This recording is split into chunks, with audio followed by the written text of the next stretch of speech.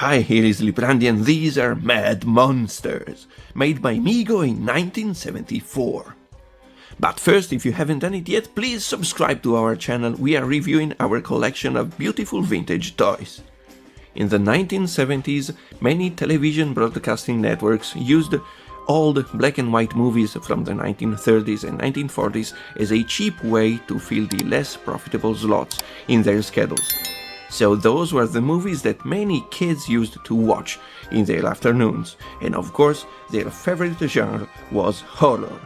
Many kids in the 1970s grew up watching horror movies from the 1930s, including of course the most popular ones produced by Universal Pictures: Dracula, Frankenstein, The Wolfman, The Mummy, and so on.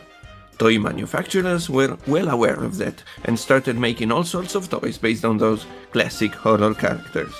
In the same decade, the American toy company Mego was becoming very popular for making cheap 8 inches tall action dolls based upon all sorts of different properties, from Planet of the Apes to Happy Days, from Star Trek to Marvel Comics and DC Comics superheroes. And by the way, if you would like to see a video entirely dedicated to the history of this toy company, just let us know in the comments below. Mego had licenses for all the most popular characters from TV shows and comic books, but they didn't have one for their line of monsters. Of course, when we think of Dracula, we think of Bela Lugosi in the classic 1931 movie.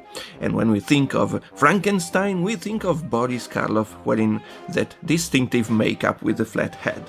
But Mego didn't have a license from Universal Pictures, so they were not allowed to make action figures based on those classic designs and portrayals of such creatures, and they had to come up with their own brand of Mad Monsters. This toy line consisted of 4 different action figures, launched in 1974, and of one playset shown on catalogs from 1975, which, like most playsets for this kind of action figures, was nothing more than a cardboard box covered in vinyl, where all the details were just printed on the walls. The figures were sold sometimes on blister cards, but most commonly in cardboard boxes featuring beautiful artworks from Gray Morrow. Underneath their clothes, the 4 monsters all have the same body that the company also used for many other action figures, as the strategy used by the company was of having structures and bodies that could be easily redressed and used for different properties. But in particular, almost all the Mad Monsters made by Mego had what is called the Type 1 body, which is the first one that Mego made for their first action figure launched in 1971, Action Jackson. Later, the company introduced nicer looking and more solid bodies that are now referred to as Type 2. You can easily tell the difference, as Type 2 bodies are more muscular, and also by looking at the wrists, which are usually exposed and are very much different. On Type 1 bodies, they are held by big and visible metal rivets, while on Type 2 bodies, they have nicer looking plastic joints. What made the Mad Monsters bodies special compared to the usual Type 1 ones were the hands, that on these monsters were sculpted with more details and in a more dramatic pose. They all share the same ones except for the werewolf, whose hands have claws and fur, and of course they all glow in the dark. Beware, they will come and get you. But apart from their hands, these monsters have classic Mego bodies, so they have the same articulations as most action figures from the company. We can rotate the heads from side to side, we have ball joints at the waist, we have ball joints at the shoulders that can be moved forwards and backwards and up or down, we can bend their elbows, we can rotate or bend their wrists, but they are very delicate on this kind of body. We have ball jointed hips, we can bend their knees and their ankles. In general, while playing around with these figures, we should remember that they were very cheaply made. Their limbs were held together by elastics that can easily deteriorate over time, and also each part of the body is made in a fragile and hollowed out plastic. Dreadful Dracula is the one with the ugliest costume.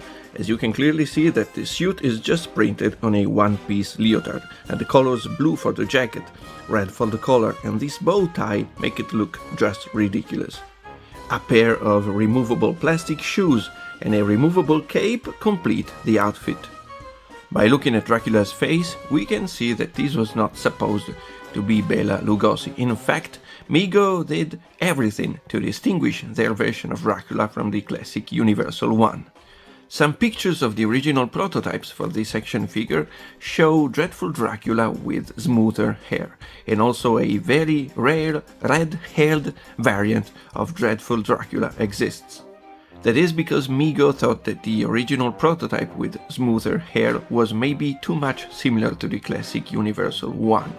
And when the action figures were made with smoother hair, they tried to correct this mistake by painting the hair in red, while waiting for a newer sculpt with more curly hair. Something similar also happened to the monster Frankenstein, which in the original prototype had a flatter head, and in the first runs of this toy, which actually came out with a flat head, Mego tried to correct by painting the hair in blue, again trying to avoid any similarities to the classic Universal look for the monster of Frankenstein with his signature flat head. Anyway, the monster Frankenstein's head is one of the nicest head sculpts from this company, with good proportions and details. His suit also works much better than Dracula's, resulting in a nice looking action figure. But of course, these action figures were not dolls, and they were not supposed to be undressed, so Mego tried to give the illusion of a complete outfit with some tricks. For example, we have a sleeveless shirt with fake sleeves sewn inside of the jacket ones. The horrible mummy is the only one without eye pupils. Of course, actually wrapping the figure in bandages would have been too much of an effort for such a cheaply made action figure, so Mego opted for a one-piece outfit with printed bandages. There is only one strip coming out of the suit and wrapped around the figure. The human Wolfman was actually nothing like the creature we saw in the classic movie from Universal Pictures.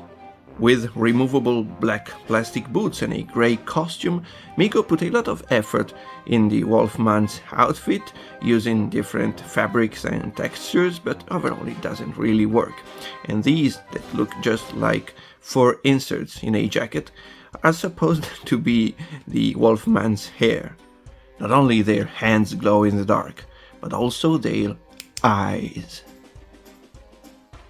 To achieve this effect, Mego glued glowing eyeballs inside of the orbits, using a weird glue that tends to melt down and leak out over the ears, giving this annoying teardrop effect. Overall, Mego Mad Monsters were very naive and cheaply made toys, but they still have all the appeal of a classic monster movie. The glowing parts add a lot of play value, and overall I just love these monsters. Getting these figures now could be expensive, but not too much if you could be happy with some good loose examples like ours. Otherwise, the boxed examples, and even more so the carded ones, are really expensive. Of course, as today's adult nostalgic collectors are people who grew up in the 1990s, 20 years ago, adult nostalgic collectors were people who grew up in the 1970s, the ones that played with these monsters when they were kids.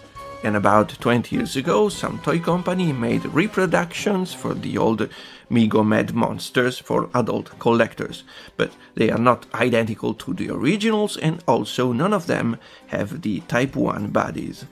By the way, I just think that they are a lot of fun and that they would look great in a Halloween setup, maybe with some fake gravestones.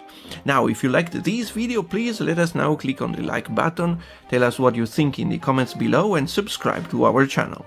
Ciao!